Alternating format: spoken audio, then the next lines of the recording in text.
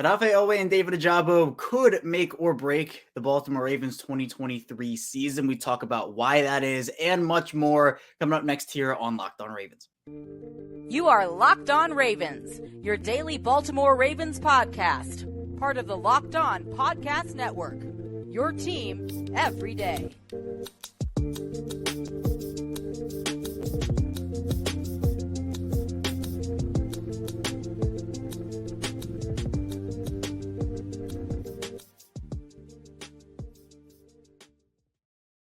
Welcome into another edition of Locked On Ravens, your daily Baltimore Ravens podcast. I'm your host, Kevin Ostreicher of Ravens Wire, and we're here on the Locked On Podcast Network, your team every day. Thank you so much for being here and always making us your first listen each and every day. You can subscribe for free, both in video form and in audio form. So on YouTube, be sure to like the video. In audio form, be sure to follow along there as well. And whether you're an everyday or you listen every day, it's your first time in, or maybe you're somewhere in the middle there, welcome back or welcome in to the channel here. We're, again, 5 days a week. So Monday through Friday, we have you covered here for Baltimore Ravens football. There's a ton that we dive into, news, analysis, updates, and it's the same show, both audio and video form. So if you, a friend, a family member, want some Ravens content, be sure to keep it locked on here on Locked On Ravens. But there's still so much to dive into, even though, again, we're kind of slowing down. The offseason has been slowing down a little bit. The Ravens had their football school, their second installment of football school. I think this is the first time they're doing it, but they did it last week. Todd Monken spoke to the media, Devin Duvernay, and also Chris Horton. Then yesterday, the Ravens had it again, and Mike Macdonald spoke, David Ojabo, and Odafe Oweh. And I kind of looked, and I'm like, okay, we got a lot of good answers from all three of those guys. But then I kind of thought about it where, look, David Ojabo and Odafe Oweh, both those guys, they're going to be huge players for this team this year. And honestly, their success could dictate make or break. You know, obviously, when you talk about who's the X factor on this team in terms of like who does the success live and die by, it's Lamar Jackson, right? 100%. You know, I'm not denying that. But David Ojabo and Odafe Oweh, they're going to be huge. We'll talk about why. We'll talk about what they had to say to the media yesterday. Then in the second part of the show, we'll get into what Mike Macdonald had to say. And then in the final part, we'll talk about Lamar Jackson a little bit, talk about Odell Beckham, latest Marcus Peters updates, because there is one. So we'll dive into all of that here. But let's first start off with David Ojabo and Odafe Oweh. Now, when I say they could make or break the Ravens season, I don't mean that these are make or break years for them. Obviously, if you want to go that far, Odafe Oweh is in much more of a make or break season than David Ojabo. I mean, David Ojabo only had one tackle last year, and actually the one tackle he had was a strip sack on Joe Burrow. It's a pretty good tackle to have at the NFL level, especially for a guy who tore his Achilles at his pro day in March and ended up having to work back from that and still got some, I believe, quality NFL experience in during his rookie season. For Odafe Oweh, you know, you make the argument that he is one of the biggest, you know, swing factors on this team because of the fact that, you know, he showed the promise his rookie season, but then all but disappeared except for a couple of flashes here and there during his second year. In the way that this outside linebacker room is constructed right now with, you know, Ojabo and Oweh in that picture, but then it's Tyus Bowser and then Tavius Robinson, who I wouldn't want, you know, if I'm the Ravens, I wouldn't want him to play a huge role right away. I think he can play in spot areas. You can flip him inside and outside. But to me, that's an area like corner. Obviously, I believe the Ravens should make another move there, or just secondary if you want to make the case for Adrian Amos. But outside linebacker, defensive end, like there are some quality guys. We talked about those guys a couple days ago. I believe that they should do something there. But if they don't bring back Justin Houston, don't bring in Jadeveon Clowney or Leonard Floyd, etc., they're going to be relying on Odafe Oweh and David Ojabo for a lot. I mean, look, we can't forget about Tyus Bowser. Tyus Bowser is a very quality player, but Tyus Bowser is more of the proven veteran type guy. Like he's not a 30, 35-year-old veteran, but he's someone who's been in the league a while, has improved his game. And for Odafe Oweh and David Ojabo, those are two guys that have to step up in a huge way. Now, again, for Ojabo, this is somebody who this is really his, if you want to call it, first full year, you know, of NFL experience because he didn't really get a ton of playing time last year. Had to work his way back from the injury. But for Odafe Oweh, he is now entering year 3.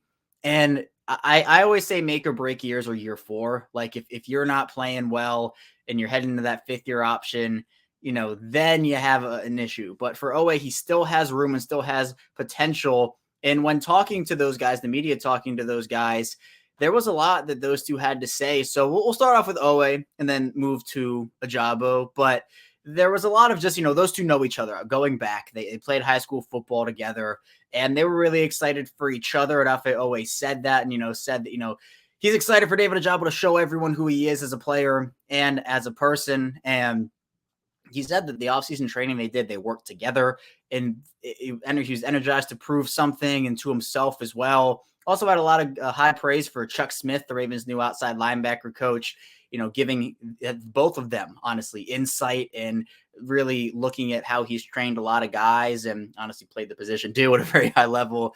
So then talked a little bit about what his goals are for year 3, and he didn't give anything to anybody. He said he's not going to give it to anyone, but he set a general goal just to be dominant, help the defense, etc. But ended up talking about his season last year and said that it was a learning season for him, a year to develop and get better, and not just on the field, he said, but mentally as well. So look, if there are silver linings, I think sure that can be one. Obviously, you wish it went better on the field for him, but sure, you can get away, I guess, with calling it a learning season, but there are no more, like, you can learn, obviously, but you can't have another season where you say, oh yeah, well, I learned, but I didn't produce. You have to learn and produce now. Really, this is a huge season for Oweh in that regard. So fine, he learned, and I'm not saying he didn't. Players have to have those years. They have to have those years of just being able to struggle a little bit. And the Ravens, unfortunately, they weren't able to make a deep playoff run, losing to Cincinnati, but I still think that for Oweh, now is the time to graduate from learning and not producing well last year to learning and producing well this year. And there was a lot going on with Oweh last year where he was like a fingernail. I talked about it with Yannick Ngakoue when he was in Baltimore. But there were plays where Oweh was close. I think some people look at the stats and the sack numbers where, had 5 sacks in his rookie season, only 3 last year. And he was close on a couple of plays. I will give him that. I'm not going to completely say it was just he did nothing last year, but I think compared to the thing with him is expectations, right? Expectations were so high coming off a year where I think it was an up and down rookie season, but I think people projected the growth and we just didn't see it. But he was like, dang, it's how life is when you don't come close on those plays, but you got to pick yourself up. So, he said that a lot of times he was close, but it lets him know that when it does click, everything is going to go well for him and it's going to soar. And you have to have a positive attitude about it, not a negative attitude about that too. And talked about the veteran leadership of Roquan Smith and Marlon Humphrey being there. Talked about the technical adjustments too, about how he wants to make sure that he has a plan in his mind and not necessarily react. And sometimes he got off the block, but was off balance. And when he got to the quarterback, wasn't really taking a straight shot. And there was some of those aspects to his game.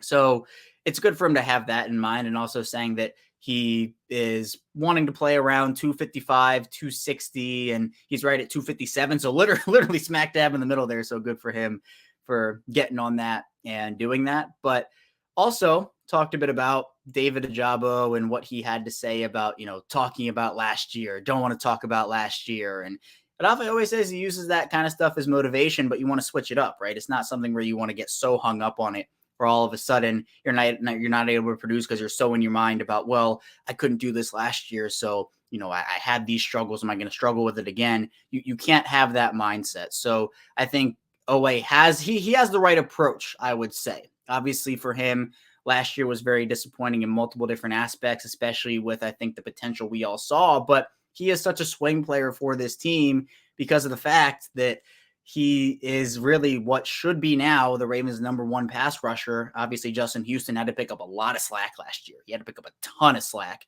had 9.5 sacks and, had a stellar start to the first half and then kind of tapered off in the second half. So now it's, I think, Oweh's turn, Ojabo's turn as well. So hopefully get in there. And with Ojabo, there's going to be some learning curves, I think, just being able to get a full plethora of snaps. And in the second segment, we'll talk about that, what David Ojabo had to say. I talked so much about Odafe Oweh. I'm going to have to split it up. We had Oweh first segment, Ojabo second segment, and then we'll flip over to Mike Macdonald and talk about those notes in the final segment. So second segment coming up here on Locked On Ravens. Don't go anywhere, still a ton to talk about. But first, this episode is brought to you by Built. And if you're looking for a delicious snack but don't want all the sugar and calories, you need the best tasting protein bar ever in Built. And if you're like me, you want to eat healthier and make healthier snack choices, but don't want to compromise taste, I've got just a thing for you with Built Bars as well as Built Puffs. Built Bars are healthy and they taste amazing. What makes them so good is, for starters, they're covered in 100% dark chocolate and real chocolate, and they have unbelievable flavors like churro, peanut butter brownie, and cookies and cream. They have only 130 calories and 4 grams of sugar with a whopping 17 grams of protein. Now, I didn't even need to wait to get a box. I've been talking about ordering Built Bars at Built.com. Now you can get them at your local Walmart or Sam's Club, while you can still get your specialty flavors at Built.com. That's right. Head to your nearest Walmart today. Walk to the pharmacy section and grab yourself a box of Built Bars. You can pick up a 4-bar box of cookies and cream bar, double chocolate bar, or coconut puff. And if you're close to a Sam's Club, run in and grab a 13-bar box with hip flavors such as brownie batter puff and churro puff. You can thank me later. We're back here, our second segment of Locked On Ravens, Thursday edition. Kevin Ostreicher still here with you. We talked about David Ojabo and Odafe Oweh, but more Odafe Oweh in that first segment. But I want to get more into David Ojabo here. I talked about Odafe Oweh so much, I had to switch up the content plan on the fly. But that's what it's about, right? Reacting on the fly. So we'll talk David Ojabo here. And again, why both Odafe Oweh and David Ojabo are so important and really could make or break this team in 2023. And again, you're not going to pin everything on one or two guys if stuff goes wrong. But the way that this team is built, I think establishing a dominant pass rush is a way to help the secondary. And look, sometimes the secondary helps out the pass rush helps out the secondary. But if Odafe Oweh and David Ojabo can turn a corner, Ojabo in his second, technically first because of the injury year, and then Odafe Oweh now in his third season, that'll be a huge advantage to a defense that already has guys like Roquan Smith and guys like Marlon Humphrey, Marcus Williams, Kyle Hamilton, etc. So let's talk about David Ojabo now. Again, Ojabo, I mentioned it in the first segment, suffered the torn Achilles at his pro day and ended up missing most of the 2022 season, but did come back, had one tackle, which was a strip sack on Joe Burrow late in the year. So good on him for, getting back, working back. And look, he said he was going to play, and he played last year. So good on him. But now this is a good year for him to be able to get on the field and play a big role. I think he is going to be thrust. You talk about guys getting thrust into big roles after not having a ton of experience. I'm anticipating David Ojabo getting thrust into a big role. Now, again, we can't forget about Tyus Bowser in this whole situation too. It's not like the Ravens, if Odafe Oweh and David Ojabo can't produce, they have no one else. Tyus Bowser is still there, but then outside of that, you're kind of thinking, there's not a lot. Tavius Robinson, but how much do you want to play in his rookie season? So Ojabo had a lot of really interesting things to say, and I did not know this. I looked it up, or at least I saw it on Pro Football Reference, where David Ojabo got, I think, a Comeback Player of the Year vote. Coming back from that, I think he got one vote, if I'm not mistaken. I might have, the website might be wrong, but that's what it said on Pro Football Reference. He got a vote for Comeback Player of the Year last year, which I did not know. But regardless, Ojabo did have some interesting things to say to the media, and this is somebody who, we'll just get this one out of the way first because it was funny, where David Ojabo asked Terrell Suggs for his number 55, and Terrell Suggs said, nope. He said, you're not getting that. He said that Steve Bisciotti got involved, but at the end of the day, Suggs is a legend, and it was a funny moment. Like, again, I think Suggs has earned the right to have his jersey retired in the Ravens Ring of Honor. I know the Ravens don't really do like jersey retirements technically, Ring of Honor stuff, but I think that, Suggs has earned the right to not have anyone wear his number 55, at least for a very long time, if not ever. Like, he's one of the Ravens legends. And so, I saw some people say that's so disrespectful from Terrell Suggs. Let him have the number. Terrell Suggs is the Ravens legend. Come on. Like, there are very few players that can do that. I think Terrell Suggs is definitely one of them. But Ojabo was cool about it. He was lighthearted about it. He understands it. But Ojabo obviously wore the 55 at Michigan, so wanted it at the NFL level. But he'll stick with 90, he said. But he ended up talking about how he's feeling. Honestly, that was where a lot of the questions started with him, and it makes a lot of sense, right? But he said he's getting better every day, building camaraderie, building this whole brotherhood, and talked about how much weight he gained since the injury. Said gained probably a solid 10 pounds, and he said he lost some just by being inactive last year. So putting on the 10 pounds of muscle, he said, which is good for him. And he's super excited for the year. He never went through an injury before, so to have this one be his first one was hard for him. Said he tested his patience, but it was for the better. And talked about how redshirt season for him, and when he got drafted, kind of knew that area. But he said there's never pressure in that situation. It's just what they do here.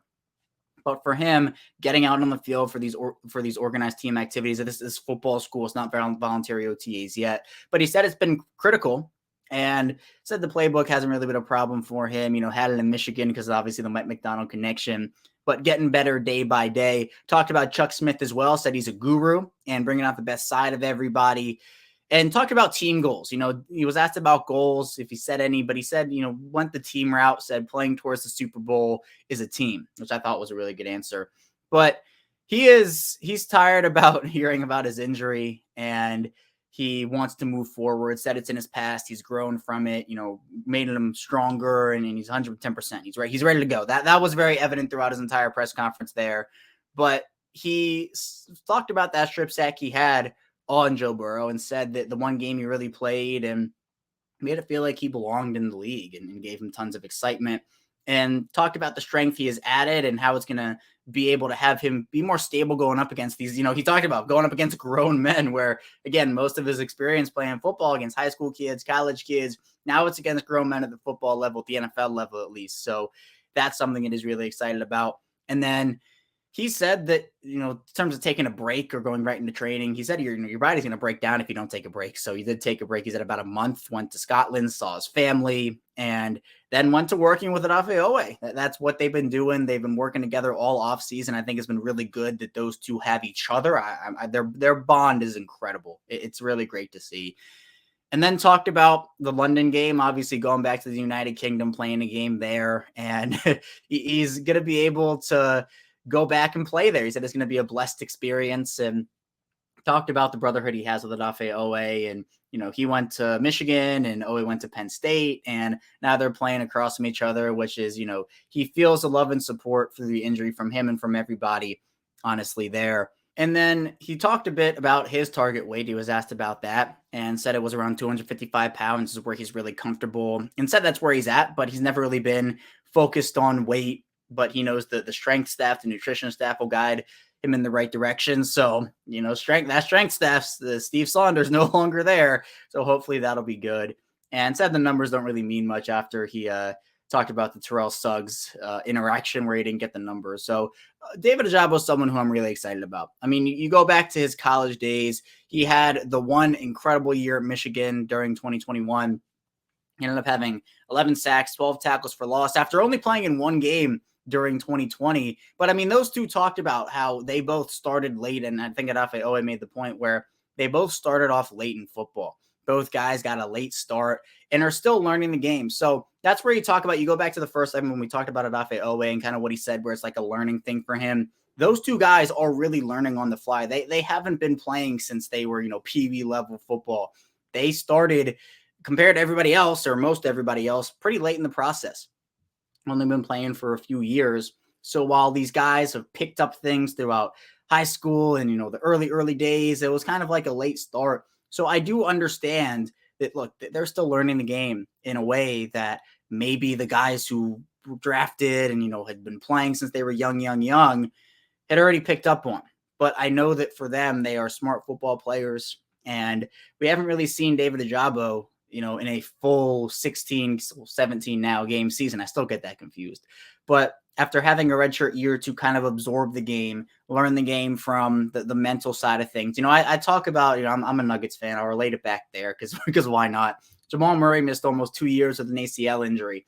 And during that time, he used the game to get better mentally, just watching the games, watching film. And that's what you kind of have to do at the NFL level too. I mean, any sport, any professional sport level where you're injured, not able to get on the field. David Ojabo, it feels like he's still benefited. While it would have, the ideal circumstance would be for him to be out there, getting the reps, getting the pro reps.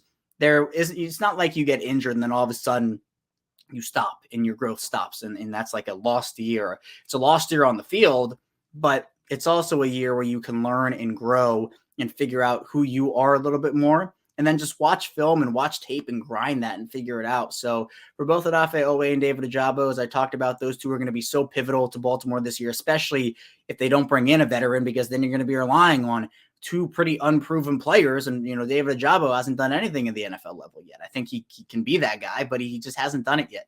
Odafe Oweh has done some, but he also has a lot of room to grow.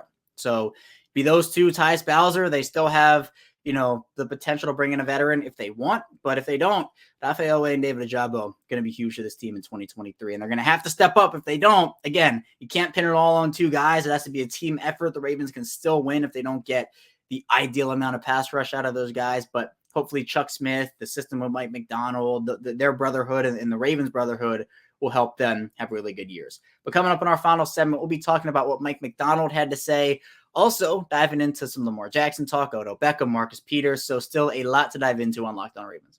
We return here to our final segment of Locked On Ravens. Kevin Ostraker still here with you. And we talked about Odafe Oweh, David Ojabo, those two importance to the Ravens this year, and what they said to the media during football school. But let's now get into Mike Macdonald, defensive coordinator. He spoke to the media and said, talked about David Ojabo a lot, said that David Ojabo's had the full year of the program to get himself physically to a spot and, looks really strong out there. And also, mentally, he said he thinks he's in a great spot too. And said he's going to be ready, said he's ready to roll today. Talked about using safeties last year, a lot of 3 safety looks, and talked about how, to Kyle Hamilton's credit, hadn't really gotten a lot of reps at nickel throughout that process, but wanted to, keep him on the field with Roquan Smith and Patrick Queen and fit in seamlessly in that role. So figuring out where he fits in. Talked about Rock Ya-Sin a little bit, how he fits in the defense and physical guys. I've talked about aggressive player as well as what Mike Macdonald said. So it looks great moving around and he's really excited for that. But also talked about the veteran leadership there, Marlon Humphrey, Roquan Smith being there too,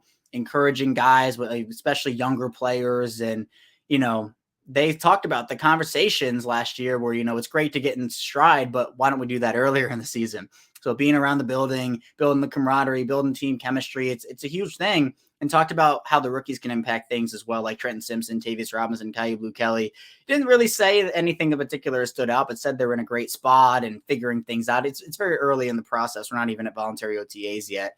But, for a lot of these guys hearing the same language for the second year in a row, obviously they were installing a somewhat new defense last year. So to have the continuity of having that defensive system is going to be so huge for them, as they don't have to learn everything again, is what a lot of people would say.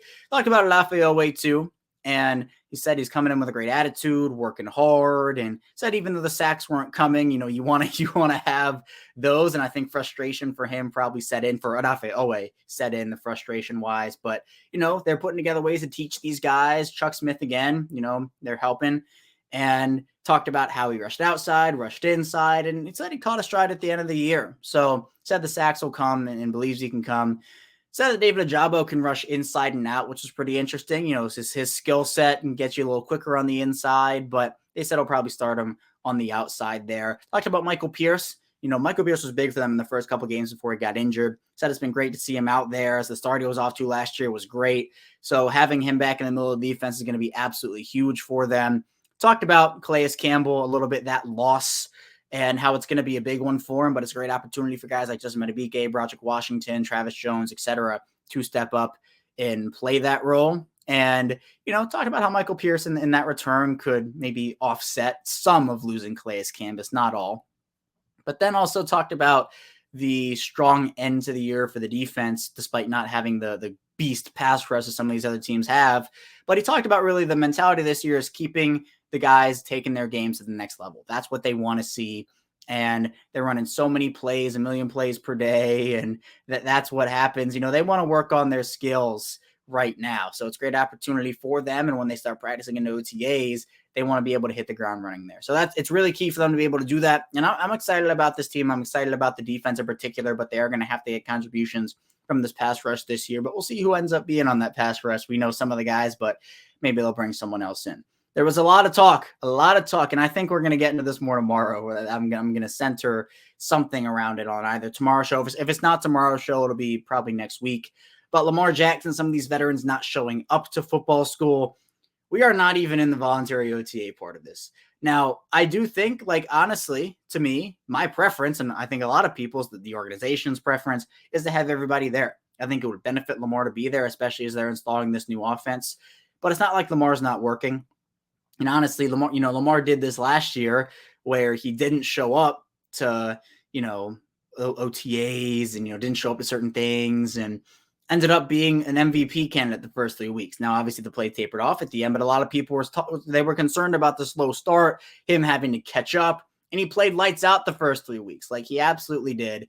So again, there is a benefit to having him there. I'm not saying that, he shouldn't be there and he's earned the, for him, he's somebody who is going to do what he's going to do. He's not going to let any outside, like he's not there, right? It's unfortunate. I would rather him be there, but I'm not putting a huge emphasis on this because it happened last year. It was a great start for him. Now, again, it's a new offense, right? It would benefit him to be there. It's a bit different from last year where you're trying to install this new offense, but the organization doesn't seem too concerned. Again, I'm sure they want him there. Don't get me wrong, but guys like Odell, et cetera, they're working on their own. You know, there was a video that surfaced yesterday of Lamar throwing. So it's not like they're sitting around doing nothing all offseason. They're still working. But again, it would be a benefit, as Mike Macdonald talked about, building that camaraderie, especially for an offense with Lamar, where, you know, you have Odell, Zay Flowers, you know, Rashad Bateman and Odell worked out together. So again, you don't have to do everything at the facility. These guys, you know, should still have some semblance of an off season. But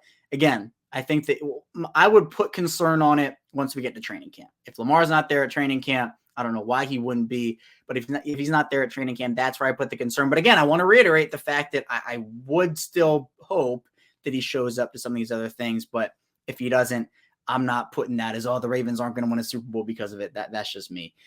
But also, we got a Marcus Peters update talking about, you know, we talked about him in the visit to the Raiders. Vic Taffer, who covers the Raiders and the NFL for The Athletic, he was asked about any Marcus Peters update and said that he wouldn't be going and buying a Marcus Peters Raiders jersey anytime soon. So there's still hope for the people who want Marcus Peters back. I know some people don't want him back, so I'm sorry for anybody who doesn't want him back. You know, he hasn't signed with the Raiders yet. I still think it'd be a really good opportunity for Baltimore to bring in a solid veteran guy who knows the system, who obviously loves being with the team. That's just me. I feel like he could provide something, especially when, again, we talked about this a couple days ago, but you can take that risk of it. If this is the end of Marcus Peters and he's not the player he once was, you have Marlon Humphrey, you have Rock Ya-Sin, and if he does end up playing well, you're still able to have that 3 cornerback rotation. But it's been eerily quiet, I think. Marcus Peters was someone who, again, came off the injury in 2021 and didn't play well in 2022. You know, like, it's just a fact. He was beaten a lot, committed some penalties here and there. I know a lot of people see that. The Jawan Johnson touchdown against the Saints, where he kind of kind of pushed him out of bounds, but didn't really push him out of bounds. And he runs up the sideline. Chuck Clark was in on that play too. It wasn't all Marcus Peters, but Peters was in it. But again, the cornerback room, I think, is still a need, where it's, you know, it's Marlon Humphrey, it's Rock Ya-Sin, it's Jalen Armour-Davis, Pepe Williams, Kaya Blue Kelly, Trayvon Mullen. Brandon Stevens is playing more safety this year, so it's not him. There's a little concern for me in that aspect, where if Marlon Humphrey goes down and you sign somebody else anyway, and it's not like a star level player, your cornerback room is in trouble. That's just what it is. But the question is, do you play Kyle Hamilton in the nickel? Mike Macdonald talked a little bit about that. Do you feel like the best fit for Kyle Hamilton is you put him at the nickel and then you sign an Adrian Amos? Is the best fit maybe you sign Marcus Peters and you put Marlon Humphrey in the slot? I would not do that. I prefer Marlon Humphrey on the outside personally, but we saw he could do the inside-outside stuff, and he can do it really well. We saw it when the Ravens were dealing with injury after injury in that secondary. So I think Baltimore does have options. I'm interested and curious to see which one they end up picking, because they do have multiple where you can say, well, you know, we can do this, but then we have to sacrifice here. We can do that. We have to sacrifice there. There's still a lot of time to build this team out defensively, offensively, even special teams if you want to. We know the Ravens value that special teams, but football school, the Ravens have had 2 sessions of that. Some really good insight from both offensive and defensive, even special teams as well. Key components to this team, coaches, players, etc. So, you know, lull the offseason, but always stuff to talk about here on Locked On Ravens. That's all I have for you here today on Locked On Ravens. Thank you so much for tuning in today. I'm going to get back here tomorrow, be rounding out the week here with more Ravens content. So be sure to stay tuned for that, and I'll see you right back here tomorrow.